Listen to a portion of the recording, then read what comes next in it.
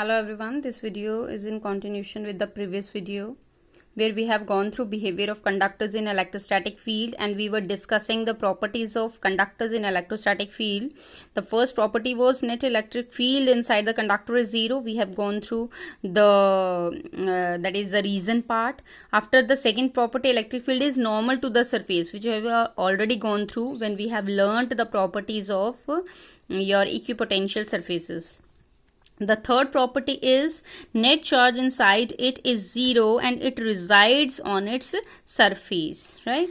चलिए अब आता है हमारे पास fourth property, that is your potential is constant within and on the surface. Your potential, electric potential is constant.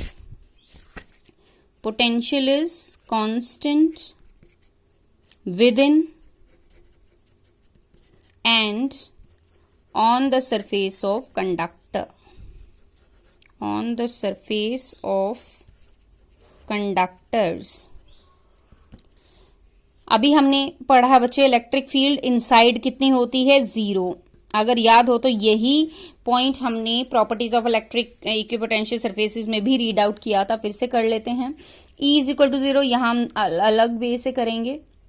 Electric field zero होता है इनसाइड, प्रीवियस रीजन हमने देख लिया. Also we have gone through one of the that is your consider part, that is electric field. The derivation जो हमने किया था, electric field is equal to minus dv upon d r हमने read out किया था. ठीक है. If electric field is zero inside the conductor, it means dv upon d r is zero inside the conductor, right. और differentiation किसकी जीरो होती है, दैट इज कांस्टेंट की. It means potential is constant inside the conductor and on the surface of the conductor. Clear. चलिए अब next property, electric field is proportional. जो भी सरफेस पे इलेक्ट्रिक फील्ड होती है, fifth point, electric field on the surface of the conductor, electric field on the surface of a conductor is proportional to the surface charge density.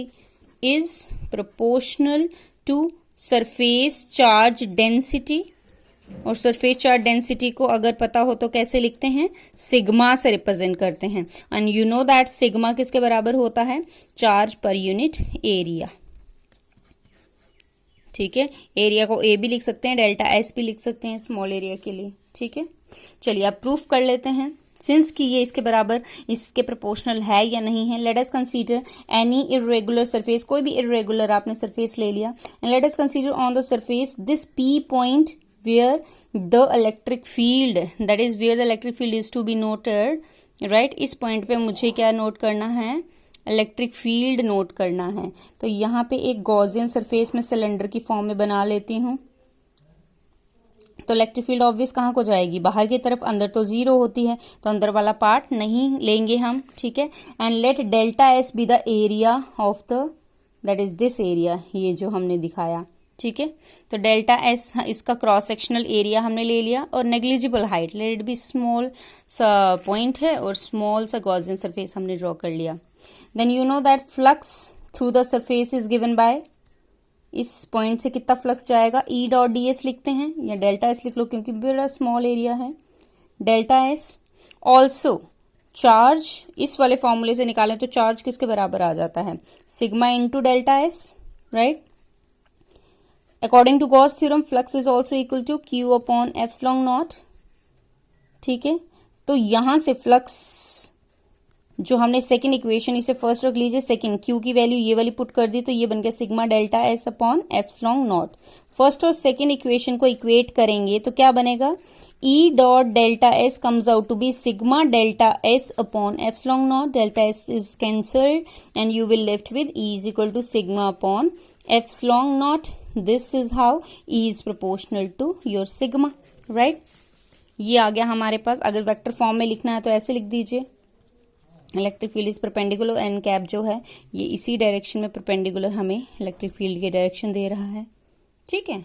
तो this is how your electric field is proportional to sigma. ठीक है.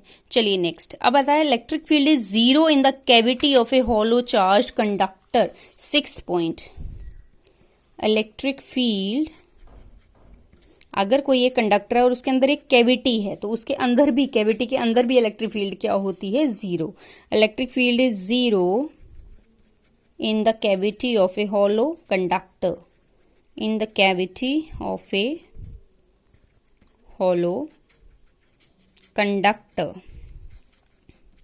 अब कोई भी मैंने surface ले लिया, late us consider hollow conductor है, इसके अंदर ये कैविटी सी बनी हुई है, ठीक है, और इसके अंदर भी इलेक्ट्रिक फील्ड क्या होती है? जीरो, और V क्या होता है? कांस्टेंट होता है। और इलेक्ट्रिक फील्ड कैसे आएगी? हमेशा perpendicular to the surface, remember.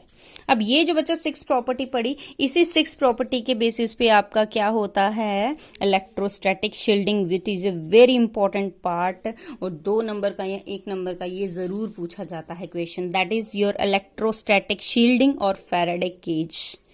Electrostatic, this is different concept based on the 6 property, right? This is your next topic, which is very important topic. चलिए, इलेक्ट्रोस्टैटिक शील्डिंग, शील्डिंग होता है किसी चीज को क्या करना? प्रिवेंट करना, किसी चीज से शील्ड करना, ठीक है, सेव करना। अब देखो, जैसे मैंने बोला कोई एक कंडक्टर है, डायग्राम ऐसी ही आपने बना देनी है, ठीक है। अब ये जो चीज हमने बोली, electric field is zero in the cavity of a hollow conductor, कोई भी एक कंडक्टर मैंने ले लिया, ठीक है, उस कंडक्टर के अंदर इलेक्ट्रिक फील्ड जीरो होती है, और ऐसा फिनोमेना जहां किसी रीजन को हम फ्री करवाते हैं इलेक्ट्रिक फील्ड से, उसे बोलते हैं electrostatic shielding. Electrostatic shielding is the phenomena, लिख लीजिए आप, मैं बोल रही हूं, लिख नहीं रही हूं। It is the phenomena of making a region free from any electric field is called electrostatic shielding। और ये किसके ऊपर बेस्ड है? इसी प्रॉपर्टी के ऊपर बेस्ड है, that is electric field in the cavity of a hollow conductor is zero. इसीलिए इलेक्ट्रोस्टैटिक शील्डिंग की वजह से ही it is safer to sit inside a car rather than to stand outside during a thunderstorm. इसीलिए electrostatic shielding की वजह से ही बोला जाता है कि कार के अंदर बैठो। क्यों? मेटेलिक बॉडी है, तो whole of the charge resides on the surface of the metallic body on the conductor, and inside field is zero, it mean charge is zero, it means you are not affected inside the car by the thunderstorm, right? This is your electrostatic shielding. Just go through your book and read the proper definition. पहली application तो हमने यही बोल दी, in a thunderstorm accompanied by lightning, it is safer to sit inside a car rather than near a tree or on the open ground. The metallic body of the car becomes an electrostatic shielding from the lightning. और ये जो बना जिसके अंदर electric field zero है, ऐसा reason, उसे क्या बोलते हैं? Faraday cage. क्या बोला जाता है उसे? Faraday cage. ऐसी गुफा जहां पे इलेक्ट्रिक फील्ड जीरो है और जहां पे हम क्या होते हैं? सेफ रहते हैं, ठीक है। एप्लीकेशन में फर्स्ट हमने थंडरस्टॉर्म बता दिया। सेकंड, जो हमारे इलेक्ट्रॉनिक डिवाइसेस के सेंसिटिव कंपोनेंट्स होते हैं उनको भी हमने शील्ड किया होता है, अंदर किसी बॉक्स के अंदर शील्ड किया होता है। मेटेलिक बॉक्सेस लिए होते हैं, उसके अंदर शील्ड करके रखा होता है, ठीक है।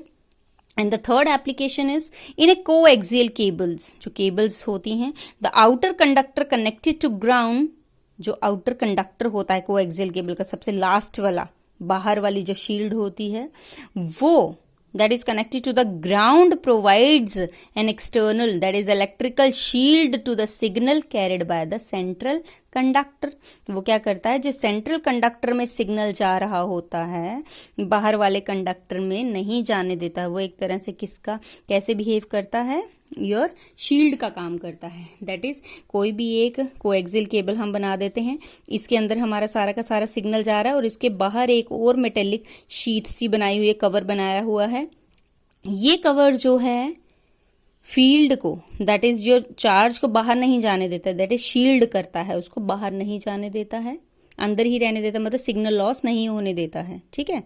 ये अंदर सिग्नल को रखता है, वो बाहर सिग्नल को रखता है, ठीक है। दैट इज, इसमें जो बाहर वाला कंडक्टर है वो प्रोवाइड करता है electrical shield to the signal carried by the central conductor, ठीक है। एक तरह से शील्ड बन जाता है जो सिग्नल सेंटर वाला फॉर्म कर रहा है, right. This is your electrostatic shielding, and electrostatic shielding is the important concept, ठीक है। तो इलेक्ट्रोस्टैटिक शील्डिंग रीड आउट करिए, इसे प्रॉपर नोट्स बनाइए, लिखिए। बुक नहीं है तो मेरी वीडियोस बार बार देखिए, पॉज करके देखिए and form your notes so that, क्योंकि बच्चा कोरोना जो अभी पेंडेमिक चल रहा है वो ख़त्म नहीं होगा easily. It will take nearly 4 to 5 months more.